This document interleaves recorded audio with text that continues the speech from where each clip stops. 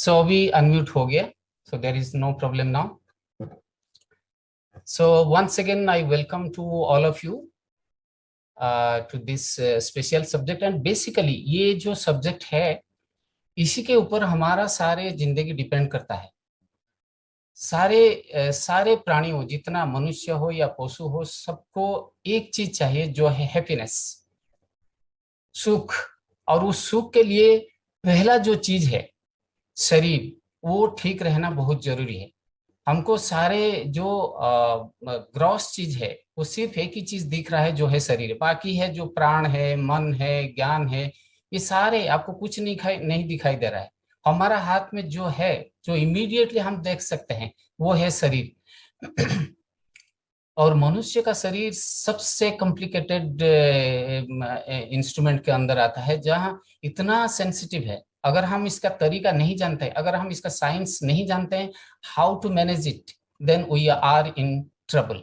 That is what is really happening. हम इसी वजह से ही हमारा दुख जो बढ़ रहा है। इसीलिए हेल्दी अगर होना चाहते हैं, if we want to have a real growth even in spiritual life, we need a better instrument. तो जैसे अगर हमारा पास एक गाड़ी है, एंड इन दैट गाड़ी अगर वो सही तरीके से नहीं चल रहा है, तो हम अपने लक्ष्य तक नहीं पहुंच पाएंगे। तो उसी हिसाब से हमारा शरीर भी उसी तरफ फिट रहना चाहिए, फिजिकली, मेंटली, इमोशनली, इंटेलेक्चुअली। तब जाके हम जो सोच रहे हैं, जो आगे की योगा एंड स्पिरिचुअलिटी जो आगे बढ़ना चाहिए, तब हम जाके बढ़ेंगे। सो जो बेसिक चीज है, हमारा शरीर को हम पहले कैसे ठीक रखें और योगा का रोल क्या है, it's a very important subject. अगर ये सब्जेक्ट एक बार हमारा मन में क्लियर हो गया, then it will be so easy to maintain our health. And one more interesting thing is, yoga is only one technique जो कि हम खुद के लिए हम सर्व कर सकते हैं, हम खुद कर सकते हैं। बाकी अदर सारे जो मेथड होता है, somebody is doing for us। तो हमारा शरीर को केयर लेना ये हमारा रेस्पॉन्सिबिलिटी है। इसीलिए yoga is one of such best method जिसमें आप खुद का सेवा आप कर सकते हैं, खुद को केयर आप खुद ही कर सकते हैं। So before that we must know what exactly is health. Health क्या होता है, किसको हम हेल्दी कहेंगे? If somebody does not have any problem, अगर किसी को कोई बीमारी नहीं है, हम क्या उन्हीं को हेल्दी कह सकते हैं? Definitely not, because World Health Organization जो डेफिनेशन देता है, many of you may be knowing it, health is a state of wellbeing at physical, mental, social levels, not just absence of disease.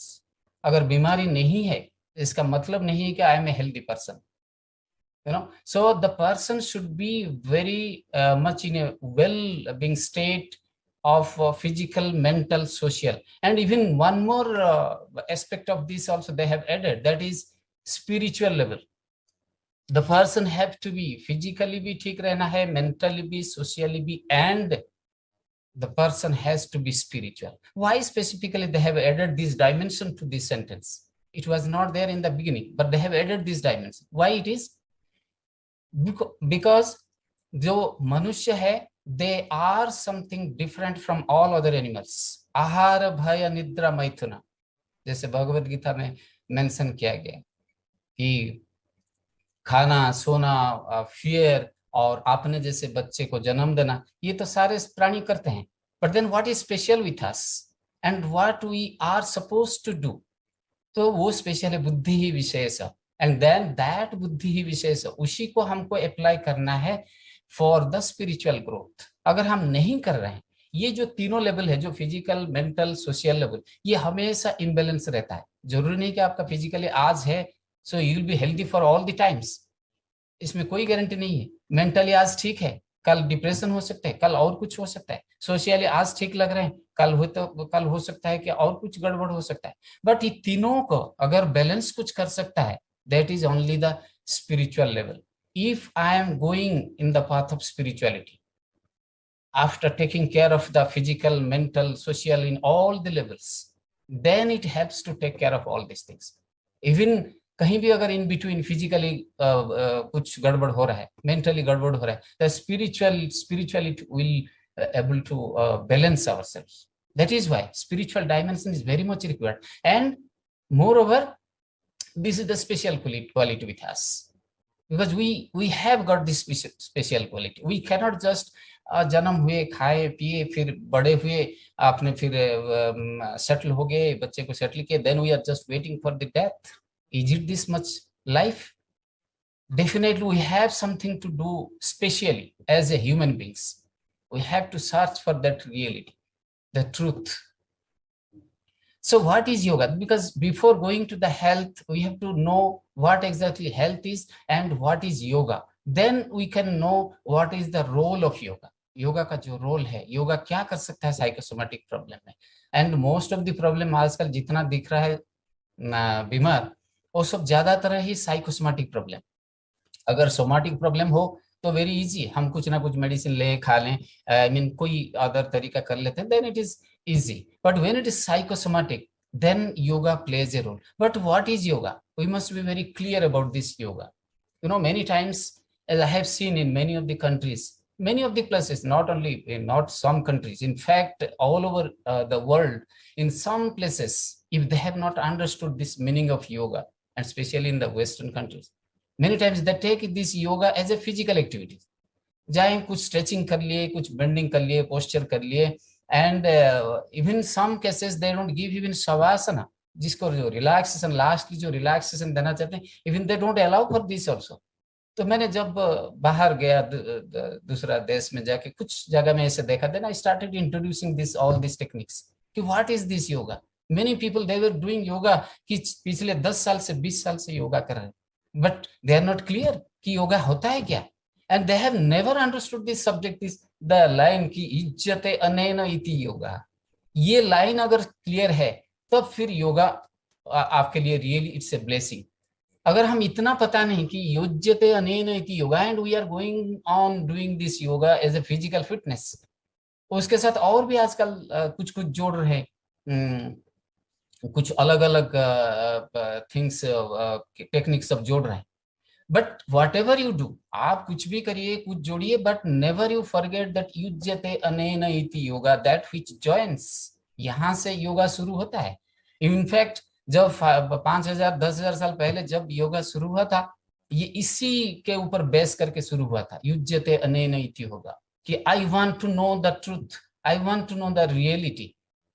ये तो बाद में जब रिसर्च हुआ तब पता चला कि हाँ, योगा में डायबिटिक ठीक हो सकता है, बेटर हो सकता है, योगा में के द्वारा अस्थमा, ये वो, आई मीन हम साइकोसोमेटिक डिजीज को सब इसको एड्रेस कर सकते हैं. ये तो अलग बात है, बात का बात है. But in the beginning when it was started, it was with this concept कि युज्यते अनेन इति yoga. I want to move forward this individual soul और प्योर कॉन्शियस की तरफ मूवमेंट हो रहा. We have to grow from the lower level to the higher level. यही योगा का मुख्य कारण है कि I want to grow. I cannot be satisfied with remaining in the normal man. Normal man होके क्या करना है, जस्ट खाना पीना सोना, उसी में बिजी रहते रहते लाइफ बीत जाता है. Is it that for what I have come to this earth? I have to move forward. I want to become great man, superman, divine. And why this divine? Why I should proceed?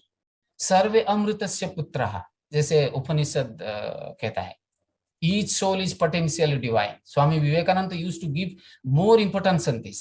Each soul is potentially divine. सर्वे, कोई इसमें से खाली नहीं जाएगा, बाद नहीं जाएगा.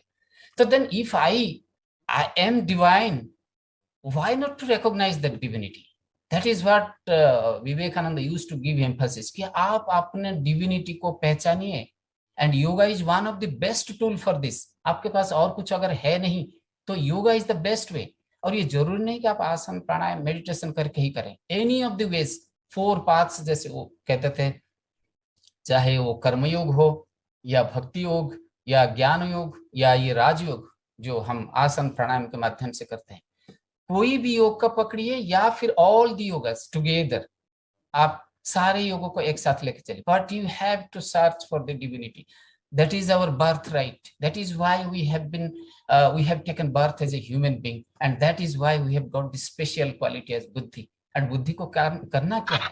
बुद्धि को we have to apply it to move from the lower level to the higher consciousness. चाहे जिस लैंग्वेज में हम इसको समझें, reality, divinity, Brahman, pure consciousness, moksha, freedom, कुछ भी लैंग्वेज में इसको हम समझें, but we want to move forward.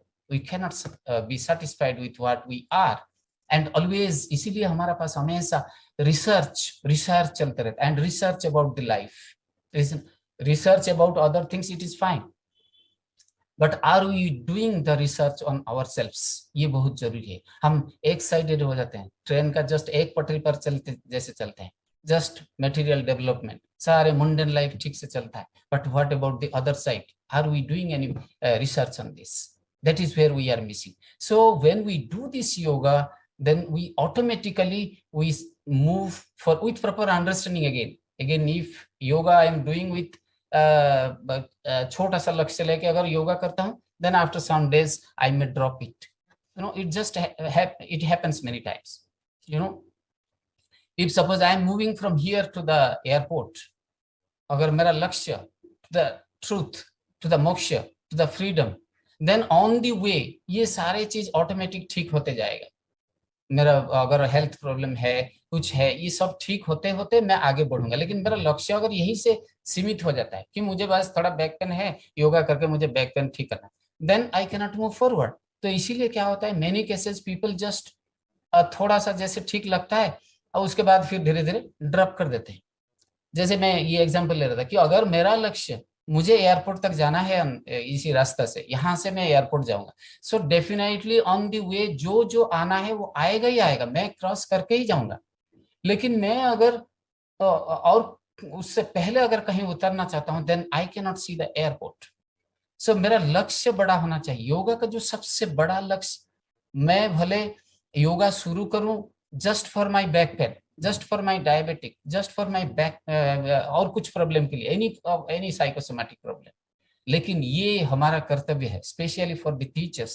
This is very important कि आपके पास जब कोई स्टूडेंट आता है, वो आते हैं उनका अपना प्रॉब्लम लेकर, डेफिनेटली प्रॉब्लम होता है तब आते हैं, and then when we teach them, slowly we start introducing the higher dimension of this. In fact, I used to remember our Dr. H.R. Nagendra, many of you may be knowing, the chancellor of S. Vyasa Yoga University. He used to give all this the beautiful example. वो कहते थे कि asthma, actually Bangalore में जो climatic condition है, basically it is asthmatic condition. I mean many years back ये था। सो उनका जितना जो पेशेंट आते थे उनका जो हॉस्पिटल, योगा हॉस्पिटल को, तो मैक्सिमम वेयर विथ आस्थमाटिक प्रॉब्लम। तो इनको क्या किया, तो अभी ये तो ट्रीटमेंट के लिए आए हैं, लेकिन जैसे वो ट्रीटमेंट से ठीक हुए, then they started coming for certificate course, ये कोर्स आगे फिर कोर्स करके, and they have become all great teachers. तो उनको एक बार जैसे बुलाए थे तो बोल रहे थे कि इतना सारे टीचर्स बेंगलोर में है, और उनका सारे बेस कहाँ से हुआ, जस्ट आस्थमाटिक पेशेंट होके आए थे, and they are all teachers. So ये हमारा लक्ष्य होना चाहिए। हमको बड़ा लक्ष्य रखना है और छोटा लक्ष्य अपना आप पूरी हो जाएगा। लेकिन अगर छोटा लक्ष्य के साथ चलेंगे तो फिर बड़ा लक्ष्य की तरफ हम नहीं जा पाते। स्पेशली ये हमेशा ध्यान में रखना कि इज्जते अनेन इति योगा। इनफैक्ट स्वामी विवेकानंद के हिसाब से ये योगा और एक another dimension उन्होंने दिया था, yoga is a conscious process for accelerating this growth. ये जो ग्रोथ है, ये जो नॉर्मल मैन से सुपरमैन होना, डिवाइन होना, ये जो आगे बढ़ना, इसको स्पीड अप करने के लिए it's a conscious process of accelerating this growth. जल्दी जल्दी आप इतना लेट क्यों करेंगे? 5 जन्म लेंगे, 10 जन्म लेंगे, मृत्यु आई मीन मोक्ष प्राप्त करेंगे? No, you can start now itself, और इसी जन्म में इसी को भी कर सकते हैं। सो मतलब the yoga without your knowledge, even sometimes once you do this yoga properly, automatically ये process accelerate। so now ये योगा के बारे में अभी एटलीस्ट इतना आइडिया रखेंगे। नाउ विल प्रोसीड टू हमारा जो मेन सब्जेक्ट, योगा क्या है, हेल्थ क्या है, ये दिमाग में रखेंगे। Now what is body.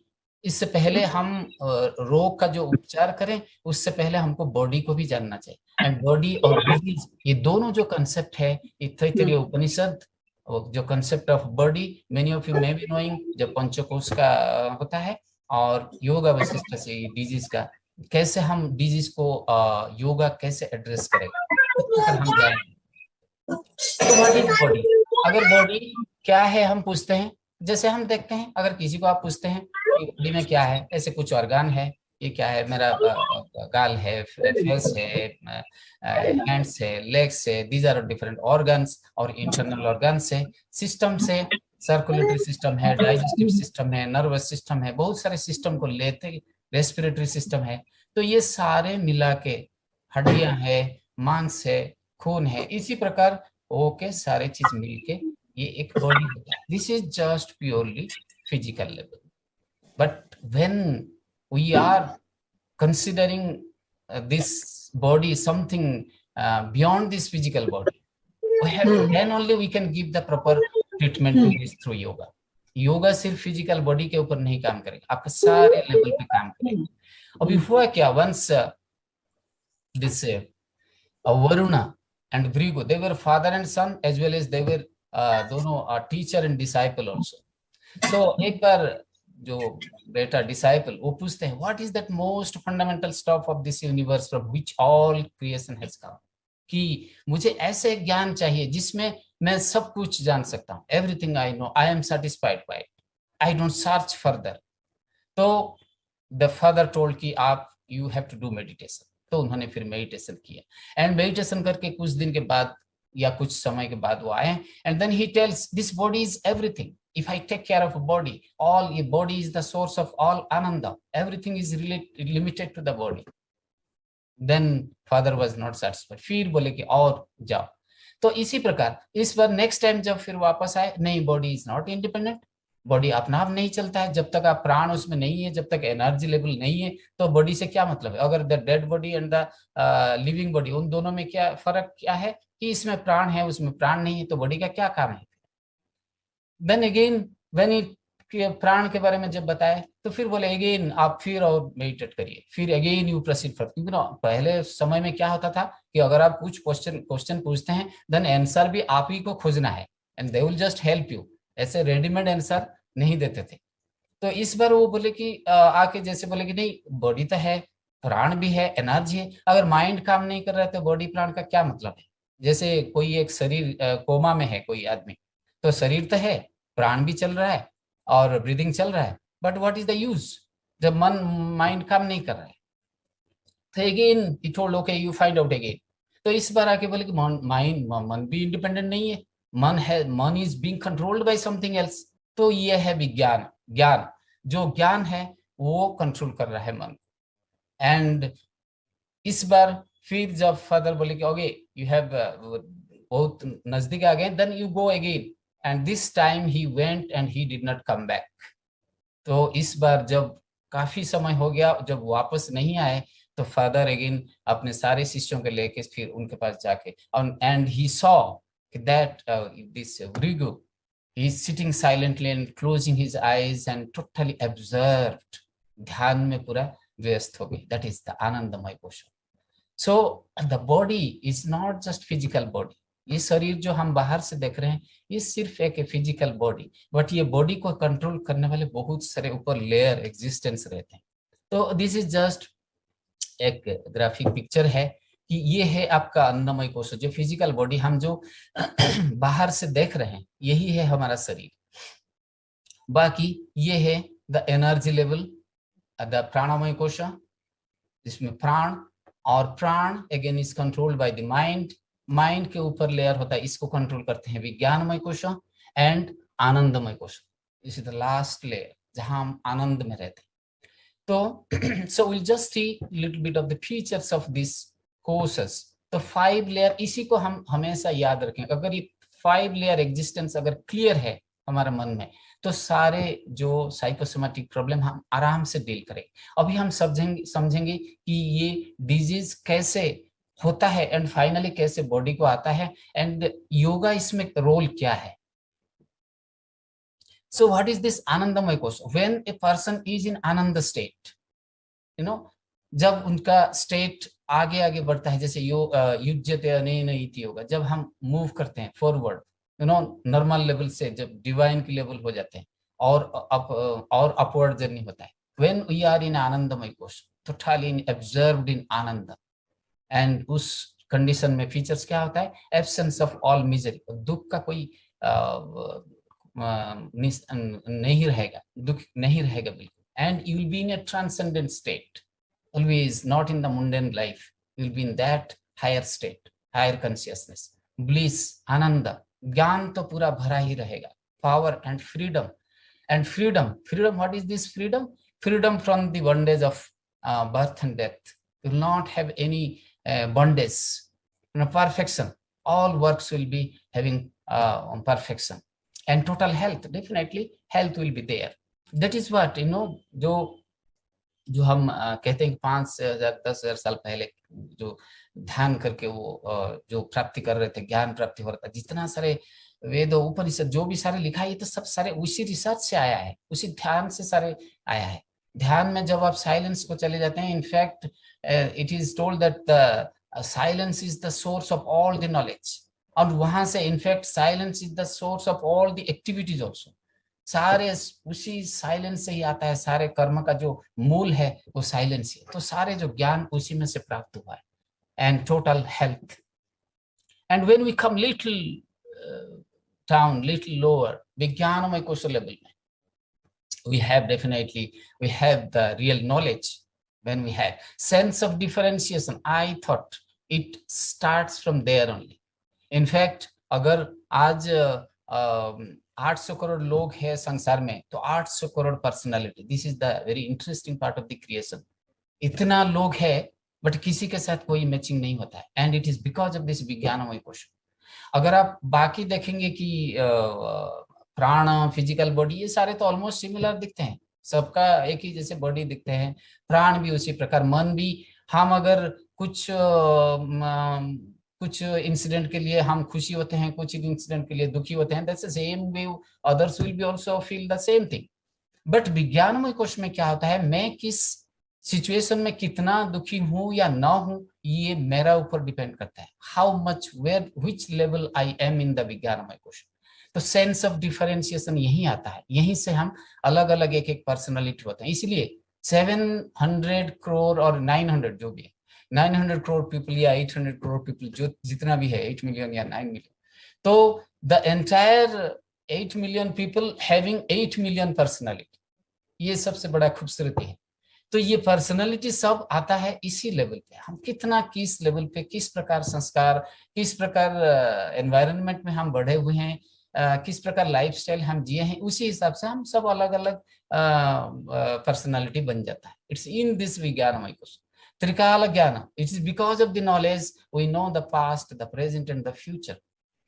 And action in tune with cosmic law. This is a very important point here, कि एक्शन, जो भी हम एक्टिविटीज करते हैं, एक ज्ञानी पुरुष, एक ज्ञानी आदमी, सेज, जो महापुरुष होते हैं, action in tune with cosmic law. ये एक बड़ा important point here. Cosmic law, the natural law, उसी हिसाब से वो काम करते हैं, tune with that cosmic law. The more cosmic law against में, नेचुरल लॉ अगेंस्ट में जितना एक्टिविटीज करेंगे, उतना हम हेल्थ या बीमार होंगे, फिजिकली, मेंटली हम बीमार होंगे. एंड यही हो रहा है. जो साइकोसोमैटिक का अगर एक कारण, one of the most important reason अगर आप एनालिसिस करके देखेंगे, इसमें आपको मिलेगा action in tune in against the cosmic law. अगर आप in tune with the cosmic law, कि नेचुरल लॉ ये है, हमको यही करने से ठीक रहेगा, देन इट इज फाइन. लेकिन हम action against the cosmic law, because of our emotion, because of our mind, हम अगेंस्ट द कॉस्मिक लॉ हम जब काम करना शुरू करते हैं, then we have many difficulties, and that's how many psychiatric problems are coming up, many psychological problems are coming up. And because of jnana, no disease, no misery, and mastery over ourselves. कि मैं, I know कर्तुम अकर्तुम अन्यथा, what to do, what not to do, or to do it in a different way.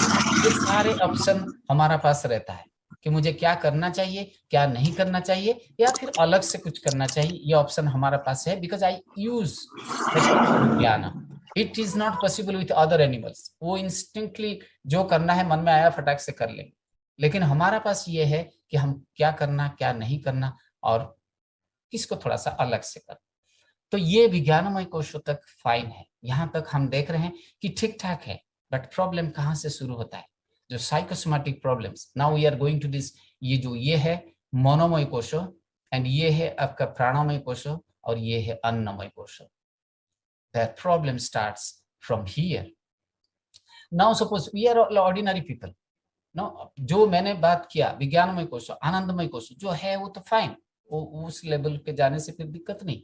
But when we are talking इस, अभी हम जिस level पे बात कर रहे हैं, जहां है, जिस सोसाइटी में है, जिस समाज में है, जिस संसार में है, तो इसमें हम ऑर्डिनरी लोगों के साथ हम चल रहे हैं, और हमको वही समझाना है कि एक्चुअली हो क्या रहा है। हमारा उस लेवल तक हमने ग्रोथ नहीं किया, विज्ञान उतना आगे नहीं बढ़ा है, तो हम लोग इमोशनली वी आर कंट्रोल्ड।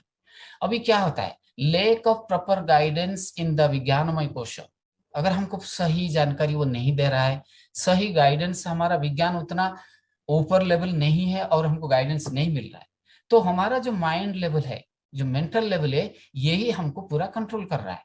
हमको कहाँ क्या एक्ट करना, अगर सही गाइडेंस नहीं मिल रहा है, तो we are just emotionally born. हम जहां इमोशनल हमको जो करना कहता है, हम अगर शॉर्ट टेम्पर्ड है, इमीडिएटली कुछ हुआ हम गुस्सा हो जाते हैं, तो ये हमारा मन के लेवल से होता है, क्योंकि विज्ञान का गाइडेंस वहां ज्यादा नहीं है। या अगर ज्ञान का गाइडेंस होगा तो डेफिनेटली इट विल डिसाइड कि मुझे इस लेवल पे गुस्सा होना या नहीं होना, या गुस्सा को एक अलग चैनल देना है, या गुस्सा को कुछ समय के बाद हम गुस्सा कर सकते हैं। ये सारे अगर विज्ञानमय कोश में अगर गाइडेंस नहीं है, तो देन इमीडिएटली कुछ सिचुएशन आया मैं गुस्सा कर लूंगा, तो ये हो ही जाता है। तो in that case for any reason विज्ञानमय कोश अगर गाइडेंस नहीं दे रहा है, देन मन में किसी प्रकार स्ट्रेस अगर आता है, इधर किसी भी कारण होता है, कोई भी टेंशन होता है, यू नो, ह्यूमन सिस्टम में तो हमेशा कुछ ना कुछ ये ह्यूमन लाइफ के अंदर चलते रहता है। आज ये हो रहा है, कल ये हो रहा है, कुछ ना कुछ चलते रहता है, अप एंड डाउन हमेशा चलते रहता है। और हमारा मन भी उसी प्रकार अप एंड डाउन होते रहता है। कभी छोटा सा कुछ आनंद मिल गया, खुशी हो गई, and the next moment again we are unhappy, कुछ एक हो गया फिर again we don't know how to balance ourselves. थोड़ा सा कुछ खुशी हो गया, एकदम वी आर ओवरवेल्म्ड, या फिर कहीं कुछ थोड़ा सा छोटा सा कुछ घट गया, हम एकदम डिप्रेस हो जाते हैं। फॉर स्मॉल थिंग्स, कुछ एक हो गया हम एकदम डिप्रेस हो जाते हैं, हम एकदम डाउन हो जाते हैं। तो क्योंकि हमारा जो विज्ञानमय कोश वो उतना हेल्दी नहीं है, हमने उसको सही तरीके से ट्रेनिंग दिया नहीं है, इसीलिए हमको गाइड करने वाले कोई है ही नहीं।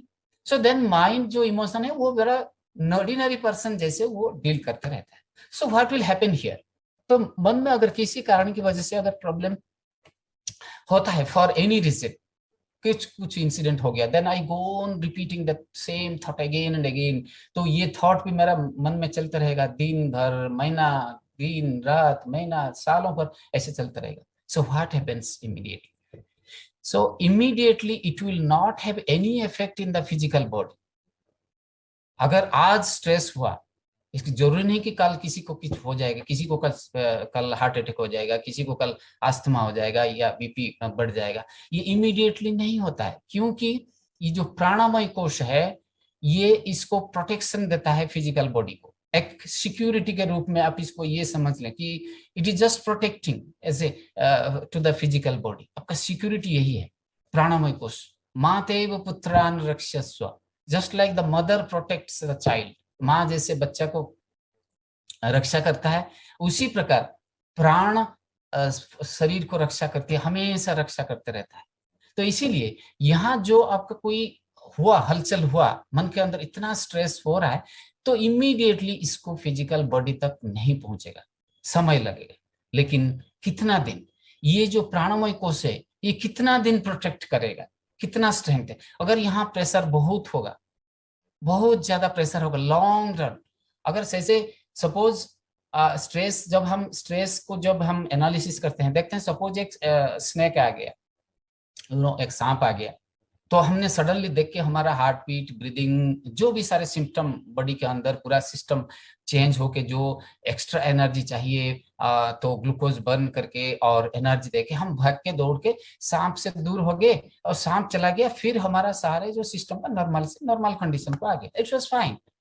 It was the situation and it is good that we have been stressed. लेकिन अगर स्ट्रेस लंबा समय तक चला है तब ये कितना दिन ये प्रोटेक्ट करेगा प्राणमय कोश, एक ना एक दिन वो भी वीक हो जाता है। तो होने से क्या होता है, then it will enter to the physical body, और फिजिकल बॉडी के अंदर जब अंदर जाता है, जाने के बाद बॉडी के अंदर जिसका सबसे वीकेस्ट ऑर्गन, सबसे जो वीकेस्ट रहता है, किसी का किडनी वीक है, किसी का हार्ट थोड़ा वीक है, किसी का लंग्स थोड़ा वीक है, या फिर किसी का सिस्टम, कोई एक सिस्टम थोड़ा वीक है, सर्कुलेटरी सिस्टम, नर्वस सिस्टम थोड़ा वीक है, या डाइजेस्टिव सिस्टम वीक है, तो वो जाके उसी को ही पकड़ेगा। तो इसीलिए क्या होता है, आप अगर 3 लोगों को या 5 लोगों को एक ही प्रकार स्ट्रेसफुल सिचुएशन के अंदर रख लेंगे, they will not develop the same kind of disease. 5 लोगों को अलग अलग प्रॉब्लम हो जाएगा, किसी को डायबिटिक हो सकता है, किसी को बीपी हो सकता है। क्यों होता है, सिचुएशन तो एक ही था, लेकिन हुआ क्यों अलग अलग, बिकॉज ऑफ देयर सिस्टम। किसी का सिस्टम में क्या वीकनेस था, तो वो जाके उसी को ही अटैक कर देता है। सो फाइनली जब ये बॉडी के अंदर आता है और उसी को जब ये अटैक करता है, उसके बाद फिर सिम्टम धीरे धीरे शुरू होता है, एंड फाइनली एक व्याधि के रूप में बाहर आ जाता है। और जब बाहर आता है तब हमको पता चलता है कि ओ, इसको ये हुआ। जैसे हम कभी कभी देखते हैं कि अरे ये आदमी तो कल तक तो बढ़िया मेरे से बात कर रहा था और आज सडनली कैसे इनको हार्ट अटैक हुआ। यह हार्ट अटैक आज का नहीं है, ये हार्ट अटैक सिम्टम जो दिखा ये आज का है। बट द प्रॉब्लम वाज, पता नहीं कि कितना महीना, कितना दिन, कितना सालों का भी हो सकता है, नोबडी नोज, क्योंकि उन्होंने कुछ किया ही नहीं। ठीक है, स्ट्रेस तो था, लेकिन उसको डील करने के लिए कोई कुछ अपनाया नहीं। या योगा करें, रिलैक्सेशन करें, स्ट्रेस को डील कैसे किया जाए, स्ट्रेस को मेंटेन कैसे किया जाए, अगर वो सब कुछ नहीं किया, देन फाइनली क्या करें कि ये आके फाइनली उस ऑर्गन को अटैक करता है, एंड फाइनली एक व्याधि के रूप में जब आ जाता है बाहर, तब हमको पता चलता है ओ, दिस इज द प्रॉब्लम। तब हम जब उनको सडनली, सपोज किसी को एक हार्ट अटैक हो गया, हम इमीडिएटली उसको हॉस्पिटल ले जाते हैं, and then we give some medicine so that, फिर धीरे धीरे अगर बीपी बढ़ गया था तो बीपी को कम करने के लिए जितना डोज देना है दे दिए, फाइन। बट देन अगर problem, root of the problem is in the mind, तो ये कितना दिन काम करेगा। मीन्स यहाँ रूट एक जगह में है और उसका जो फल जहां दिखाई दे रहा है ये अलग जगह में है, और हम लोग जब तक सिम्टोमेटिक रिलीफ करते जाएंगे and we don't deal with the problem, जब रूट को अगर जब तक नहीं जाएंगे तब तक हम समस्या का समाधान नहीं कर पाते। देन योगा का जो साइकोसोमैटिक, जो योगा का जो रोल है, ये एक ओवरऑल केयर लेता है। द फिजिकल बॉडी को भी केयर लेना है, प्राणिक बॉडी को भी लेना है, मेंटल बॉडी को भी लेना है, इंटेलेक्चुअल बॉडी को भी लेना है। So the overall thing we have to do, it's a holistic approach we need. तो सिर्फ अगर सिम्टम को हम डील करेंगे तो सिम्टम कितना दिन ऐसे डील करते हैं। इसीलिए नॉर्मली हम लोग कह देते हैं, आप भी सुने होंगे, once a diabetic you are diabetic forever. ये इसीलिए कह देते हैं कि बस डायबिटिक हो गया तो होना है, क्योंकि हमको और पता नहीं है कि इसको हम कैसे डील करें। अगर स्ट्रेस की वजह से, किसी कारण की वजह से हमको डायबिटिक है, then we should go to the root. ये तो अभी मेडिसिन लेके इसको definitely we have to keep control, that is fine. उसके साथ साथ हमको फिर रिसर्च करना है एंड क्या करना है ये हमको फिर देखना है। So will go to this that remedy side. Now what happens, जैसे स्ट्रेस हुआ, the prana get disturbed, and this is so cool, if I am relaxed, this is like this clear lake। और जैसे स्ट्रेस हो गया, it's like I become violent, reaction आता है, then finally it moves to the physical body। तो मनोमय कोश से it comes as when the मन के अंदर इतना सारे जो स्ट्रेस आता है, then आधी जो व्याधि, इसलिए कहते हैं आधी से व्याधि जो होता है, प्राणिक इम्बैलेंस करता है, उसके बाद फिर व्याधि फिजिकल बॉडी को आता है। मन से प्राण को क्रॉस करके फिर फाइनली फिजिकल बॉडी के अंदर घुस जाता है। So this is again just to remind कि ये मन से यहाँ से आके फिर फाइनली ये व्याधि के रूप में आता है। ताकि मैं बीच में इसको पिक्चर को डालता हूँ ताकि आप इसको रिलेट कर पाए। सो व्याधि का थोड़ा सा देख लेंगे कि व्याधि as Yoga Vasishtha, it is जब वशिष्ठ जब रामचंद्र जी को जब समझा रहे थे, तो when he went to a kind of depression, इतना सारे दुख, ये संसार का ये सब देख के वो इतना डिप्रेस हो गए थे, तो वशिष्ठ ने उनको फिर समझा रहे थे। तो while discussing all these things in one place he explain कि व्याधि कैसे होता है, एक मेंटल डिजीज, और जो आधिज व्याधि मन से जो आता है, और एक अनाधिज व्याधि फिजिकल डिजीज, इन्फेक्शन हो, कंटेजियस हो, वुंड्स हो, ये सारे जो आता है, ये सब अनाधिज फिजिकल डिजीज के अंदर। एंड आधिज व्याधि again they are having two things like सारा एंड सामान्य।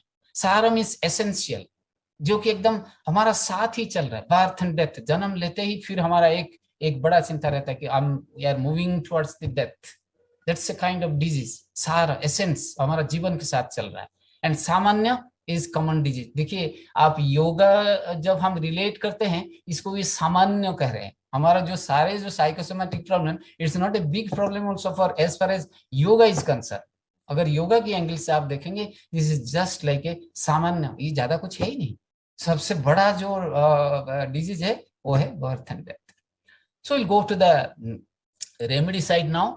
सो फॉर अनाधिज व्याधि, जो सारे फिजिकल जो जिस प्रकार डिजीज होता है, वुंड्स हो, इन्फेक्शन, इस प्रकार को मेडिसिन लेना है। जहां जरूरत पड़ता है surgery, so we must thank to the medical science की for everything now there is sophisticated surgery. आप कुछ ही क्षण में सारे कुछ आप सिस्टम को, बॉडी को एकदम ठीक कर सकते हैं। ये बहुत बड़ा एक हमारा अचीवमेंट है। And we need some of the physical exercise and yoga also. It helps in physical disease. And for सारा essential kind of disease, जो जन्म मृत्यु का जो चक्र है, उसी से वो एक जो डिजीज है, उससे निकालने के लिए we should have the self knowledge, ब्रह्म ज्ञान, आत्म ज्ञान। यहाँ जो ज्ञान का जरूरी है, ये नॉट जस्ट प्रोफेशनल नॉलेज, हमारा जो सारे हम काम कर रहे हैं ये तो हमारा प्रोफेशनल नॉलेज है, but here we need side by side अध्यात्म ज्ञान। ये बहुत जरूरी है, जिसके बारे में मैं शुरू से बता रहा हूँ, because that is the special quality. मनुष्य होते ही ये ज्ञान उनको चाहिए। And knowledge about the reality, why particularly they are using this reality. Reality means the real thing we must see. अभी जो हम जिस प्रकार समाज में, जिस प्रकार दुनिया में चल रहे हैं, इसमें बहुत कम रियलिटी है। हम एक फॉल्स कह सकते हैं कि फॉल्स दुनिया में चल ही रहे हैं, सारे कुछ एडजस्ट होके चल रहा है। बट रियलिटी इज समथिंग जो जब हम इंटरनलाइज होते हैं, इंटरनलाइज द अवेयरनेस, तब हम रियलिटी को हम देख पाते हैं। तो वो रियलिटी जब अंदर में वो ज्ञान आएगा, knowledge about the reality, then we will be fine, will be come out of the सारा kind of disease. And psychosomatic जो होता है, जो सामान्य टाइप, जितना सारे साइकोसोमेटिक मन से आके शरीर को आता है, जैसे हमने देखा मन से आके शरीर को आया, उसमें definitely medicine is also required. Then we need integrated approach of yoga therapy, जो मैं बता रहा था कि बीमार हो सकती, यहाँ हमको डायबिटीज का सिम्टम दिखा सकता है, बॉडी में दिखा रहा है, but we have to go to the root of the problem. जहां उसका रूट है वहां तक जाना पड़ेगा, और उसमें integrated approach of yoga therapy जिसको डेवलप किया गया है। तो हम अभी ये पंचकोश के लिए प्रेस्क्रिप्शन, जैसे आपका डॉक्टर के पास जाने से क्या होता है, सपोज डायबिटिक है तो ये मेडिसिन खाना है, तो उसी प्रकार यहाँ पंचकोश के लिए प्रेस्क्रिप्शन दिया गया है, उसमें थोड़ा थोड़ा लाइट डालेंगे।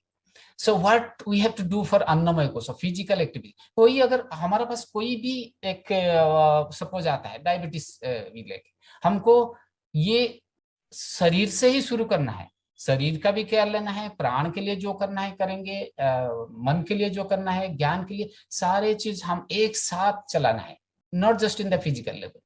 तो अन्नमय कोश के लिए हम क्या करते हैं, शिथिलीकरण व्यायाम, लूजनिंग एक्सरसाइज हम देते हैं थोड़ा थोड़ा, कि ताकि जो because of stress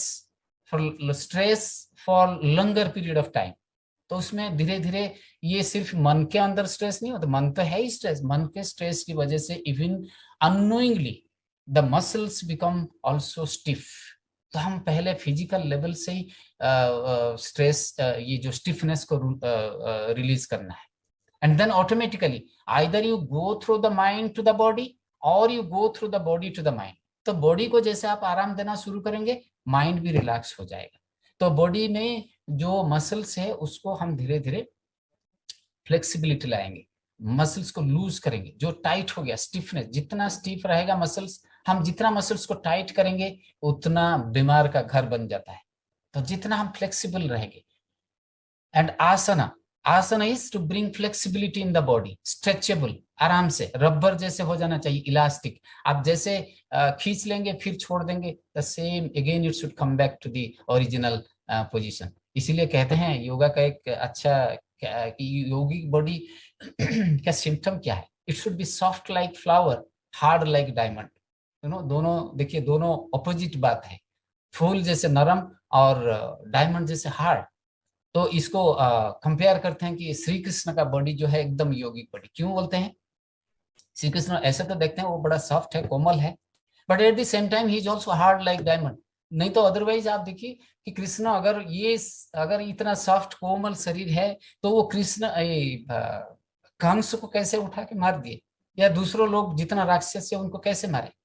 Because whenever you are in a very elastic condition, your body muscles are very loose, it conserve the energy, it stores the energy, उसमें इतना एनर्जी स्टोर होके रहता है। तो whenever जो सिचुएशन कम्स कि no, मुझे एक सिचुएशन आया, कोई मुझे मारने के लिए आया एंड मुझे मारना है, तो मेरे पास उतना एनर्जी स्टोर होके रहना चाहिए। एंड स्टोरिंग प्रोसेस कब होता है? जब हम कंफर्टेबल रहते हैं, रिलैक्स्ड रहते हैं, तो वो स्टोरिंग होता है। एंड एक जैसे मारते हैं एक मुक्का, योगिक बॉडी ऐसे हो कि एक मुक्का मारेगा बहुत कुछ हो जाता है, तो वो स्टोर होकर रहना है। तो when the body is elastic, जितना रबर जैसे बना हुआ रहेगा उतना उसमें आपका एनर्जी स्टोर होते जाएगा, फ्लेक्सिबिलिटी बढ़ेगा फॉर ऑल पोस्चर, आप हर साइड को पोस्चर बेंड कर पाएंगे, और जितना फ्लेक्सिबल रहेगा ये जॉइंट ऑटोमेटिकली फ्लेक्सिबल रहेगा, तो जॉइंट में जो स्टिफनेस आता है वो भी नहीं रहेगा, मसल में भी स्टिफनेस कम हो जाएगा।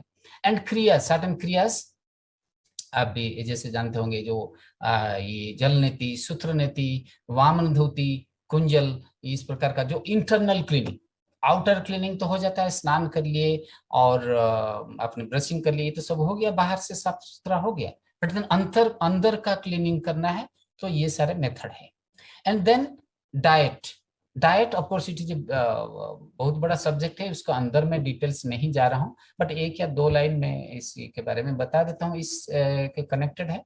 डाइट मेन चीज है कि you select the diet according to the profession, आप काम क्या कर रहे हैं, कितना एनर्जी आपको रियली जरूरी है, एक्सपेंडिचर कितना है, रिक्वायरमेंट कितना है, तो इसको अगर कैलकुलेट करके आप उसी हिसाब से लेंगे, then it will not have much problem. So it's a very big subject, ज्यादा अंदर नहीं जा रहा हूँ। एंड ईट टू लिव, ये कॉन्सेप्ट हमेशा क्लियर रहना चाहिए। हम लोग जस्ट जीने के लिए खाना है, and in fact in the earlier days, पहले जमाने में ये कहा जाता है कि diet was just like a medicine, हम कुछ भी खाते हैं, खाना को ही मेडिसिन सोच के खाना चाहिए। तो ये कहने का मतलब क्या है? मेडिसिन कोई नहीं चाहेगा कि हम ज्यादा खा लें, तो मेडिसिन डेफिनेटली लिमिटेड है, हाँ इतना जरूरी है इतना ही खाएंगे, तो डाइट में उतना ही होना चाहिए कि मेरा रिक्वायरमेंट इतना है, इतना कैलोरी, तो I should eat this much. तो ये एक दो कंसेप्ट है, बाकी अदरवाइज डिटेल्स अभी नहीं जाएंगे, बट डाइट बहुत बड़ा इंपॉर्टेंट रोल है। इसके बारे में आप डाइटिशियन से कंसल्ट करें, या प्रॉपर नॉलेज उसके बारे में रखना चाहिए कि मुझे कितना कितना कैलोरी मेरा जरूरत हो रहा है पर डे, और मैं कर क्या रहा हूँ, तो उसी हिसाब से डाइट को आपको चेंज करना है। तो that is physical level. And coming to the प्राणमय level, how to rectify the प्राणमय कोश। जब मन से जो प्राणमय कोश अभी तक वो प्रोटेक्ट कर रहा था फिजिकल बॉडी को एंड नहीं कर पाया, वीक हो गया, तो उसको स्ट्रेंथन करने के लिए आपके पास कपालभाति एक क्रिया है। And then you go to pranayama. Kapalbhati basically it is a kriya. It's not really pranayama. Wherever there is force, it becomes a kriya. So Kapalbhati kriya करके हम cleansing technique. It's a cleansing technique. You clean the lungs and automatically the blood is purified. तो आप करके इसको साफ करेंगे। And breathing practices, बहुत सारे ब्रीदिंग प्रैक्टिसेस होता है। ब्रीदिंग प्रैक्टिस मतलब आपका इनहेलेशन एक्सहेलेशन के साथ सिंक्रोनाइज करके बॉडी मूवमेंट होता है, उसमें ज्यादा बढ़िया स्ट्रेच भी हो पाता है, और ब्रीदिंग एकदम डीपर हो जाता है, लॉन्ग ब्रीदिंग, जितना लंबा ब्रीदिंग रहेगा, इनहेलेशन का ड्यूरेशन, एक्सहेलेशन का ड्यूरेशन जितना बढ़ेगा, इससे पता चलेगा कि आपका माइंड कितना काम एंड क्वाइट है। एंड प्राणायाम बस बहुत सारे हैं, नाड़ी शुद्धि है, ये भ्रमरी, बहुत तरह के प्राणायाम है, उसको आप कर सकते हैं। And then coming to the mind level, मन को कैसे हम डेवलप करेंगे। मन को पहला चीज तो कंसंट्रेशन, ये कंसंट्रेशन डेवलप करना बहुत जरूरी है। धारणा, ध्यान, समाधि, जो अष्टांग योगा का लास्ट 3 देखेंगे, यम, नियम, आसन, प्राणायाम, प्रत्याहार, उसी के बाद आता है धारणा, ध्यान, समाधि। धारणा पहले बहुत जरूरी है, कंसंट्रेशन, फोकसिंग सब्जेक्ट के ऊपर, कोई भी एक सब्जेक्ट लेके उसको कंसंट्रेट शुरू करें। यू टेक एनीथिंग, जरूरी नहीं कि आप कुछ एक यही चीज लेंगे उसी के ऊपर कंसंट्रेट, आप कंसंट्रेशन शुरू कर सकते हैं। इवन एनीथिंग, एनी फोटो एक ले लीजिए, यू स्टार्ट ट्री, जैसे त्राटका, लाइट कैंडल देके हम कंसंट्रेट करते हैं। आप किसी पे भी कंसंट्रेट, पहले तो मन को अंतर्मुखी करना जरूरी है। हम बहिर्मुखी काफी हो चुका है, बहुत है, ठीक है, इंफॉर्मेशन बहुत है और हम सब कुछ जानते हैं, but then yoga is basically coming back to yourself, internalize the awareness, अंदर की तरफ एक यात्रा होता है। बाहर यात्रा तो बड़ा इजी है, हमारा सेंसेस इतना एक्टिव है, फटाफट हम बाहर की यात्रा कर लेते हैं, लेकिन अंतर्मुखी बनाना पड़ता है, थोड़ा सा प्रयास चाहिए इसके लिए। एंड जैसे कंसंट्रेशन होता है, ऑटोमेटिक ध्यान आ जाता है। You know, concentration without effort it becomes meditation, ये कहते हैं। ये जस्ट डिफरेंस ही है, धारणा और ध्यान में अगर एक लाइन में हम डिफरेंस देखेंगे, concentration without effort it becomes ध्यान, लेकिन कंसंट्रेशन में एफर्ट लगता है, हमको बार बार मन इधर उधर जाएगा, हम बार बार उसको खींचना पड़ेगा, but it is for some days. After some days देखेंगे कि धीरे धीरे आपका मन ऑटोमेटिक आ जाता है, स्थिरता आ जाता है, और धीरे धीरे फिर मेडिटेशन की ओर चला जाता है। एंड देन माइंड जितना काम एंड क्वाइट रहेगा, तो उतना एजिटेशन आपका मन की लेवल पे नहीं रहेगा। एंड डिवोशनल सेशन में क्या होता है, जो भजन जो भी आप करते हैं, पूजा करते हैं, वो भक्ति योग का बेसिकली क्या है, सरेंडर ऑफ ईगो। इसका जो पीछे जो रहस्य है, ये सारे जो डिवोशन, पूजा करना, भक्ति करना, इसका सिर्फ एक ही ये है कि आप पहले ईगो को, that Iness, we drop it, I am so and so, I I recognize all the time, I identify myself all the time with something else. मैं इनका हूं, इनका बेटा हूं, इनका बेटी हूं, इनका ये हूं, इनका, I mean, I give always this recognition, but what I am actually, I am that Brahman. ये धीरे धीरे जब ईगो ड्रॉप होगा, I am so and so, अगर मैं ऑफिस में कहीं कुछ पोजीशन में हूं, I identify myself with that, but really ये सब नहीं है, ये तो ठीक है, इट इज इन दिस, ये रिलेटेड है, बट ये मेरा असल रूप ये नहीं है। I am Brahman, I have to go beyond this, I have to think beyond this. तो ये जाने के लिए ईगो को पहले ड्रॉप करना पड़ता है। तो मनोमय लेवल में हम अगर इतना ही कर देंगे, then automatically mind become more and more pure. और विज्ञानमय कोश जो रियली हमको जो गाइड करता है, जो हमारा गुरु है, इसको ये आप ये गुरु समझ सकते हैं। अगर किसी के पास गुरु नहीं है, तो आपका जो गुरु है सबसे ये बड़ा गुरु, अगर इसको आप ये रेक्टिफाई कर देंगे, it's called the change in the notional level, transformation. अगर ये ट्रांसफॉर्मेशन माइंड ये लेवल पे आ गया विज्ञानमय कोश, तो ये सारे चीज को फिर रेक्टिफाई कर देगा, आपका मन भी ठीक करेगा, फिजिकल बॉडी, प्राणमय कोश, ये सारे को वो ठीक कर देगा। तो इसमें सेल्फ एनालिसिस बहुत जरूरी है। वो I am, what I am, what I'm supposed to do. You have to do little bit analysis on yourself. And lecture, of course, जैसे हम सुनते हैं time to time, to clarify to things to be very clear. तो ज्ञान को बढ़ाना जरूरी है। Experience is the best technique. इसको मैं हमेशा कहता हूँ कि सबसे बड़ा गुरु अगर है हर इंडिविजुअल जीवन में, ये है एक्सपीरियंस। एंड काउंसलिंग, अगर मैं अपना मेरा जो स्ट्रेस का कारण है, मैं अगर नहीं पहचान पा रहा हूँ, then we take the help of somebody else. That's why many, जब कोई आता है मेरे पास, ऐसे पेशेंट अगर आते हैं, जब हम उनको थेरेपी देते हैं, so I give more importance counselling. उनका 50% काउंसलिंग, उनको समझाना पड़ता है कि you have this problem, this is the, इसके इसलिए कि इसी कारण से आप सफर कर रहे। Recognition is half the solution. आपका आधा प्रॉब्लम खत्म हो जाएगा अगर आप रिकॉग्नाइज कर लें कि है this is my problem, due to this I am suffering. तो जब तक आप इसको नहीं पहचानेंगे, आप वहां स्ट्रेस लेवल आपका कंटिन्यू रहेगा और यहाँ आप मेडिसिन खाते रहेंगे। तो कैसे होगा? यहाँ मेडिसिन खाइए, but at the same time you try to rectify in the notional level, in the intellectual level. Then it will guide to the all other things, the mind, prana and body. And of course, Anandamaya kosha, nothing has to be done. If we take care of all these 4 kosas, we are in ananda, working in bliss. All the time we are in the state of bliss. Because ये हमारा अधिकार है, मनुष्य जीवन का सबसे बड़ा अधिकार है, that he should achieve the happiness all the time. Why should he be in the misery? Why not to get the happiness all the time? Whether it is the adverse situation बदलते रहते हैं, but क्यों हम अपने को क्यों इतना disturb करें? हम कोशिश करें कि हम आनंद में हमेशा रहें. That is called action in relaxation. आप हारे, जिसकी कर्मयोग का ये है एग्जैक्टली, या आप रिलैक्स्ड रहिए, एक्शन जब करते हैं रिलैक्स रहिए. तो इसको ट्रेनिंग देने के लिए हमको जो आधा घंटा 1 घंटा हर दिन देना पड़ता है, इसी का ट्रेनिंग ये है. यह आधा घंटा 1 घंटा जो ट्रेनिंग दिया जा रहा है योगा का, योगा क्लास में, तो उसको अप्लाई करेंगे रेस्ट 23 आवर्स. ये नहीं कि 1 घंटा योगा कर लिए बस फिर भूल गए, चले गए, फिर एज यूजुअल पुराना उसी काम में लग गए, यानी उसी प्रकार मेंटालिटी लेके चल रहे हैं. ऐसे नहीं, काम वही रहेगा, जो प्रोफेशन वही रहेगा, लेकिन पर्सनालिटी अंदर से धीरे धीरे चेंज होते जाएगा. You become a different person day by day.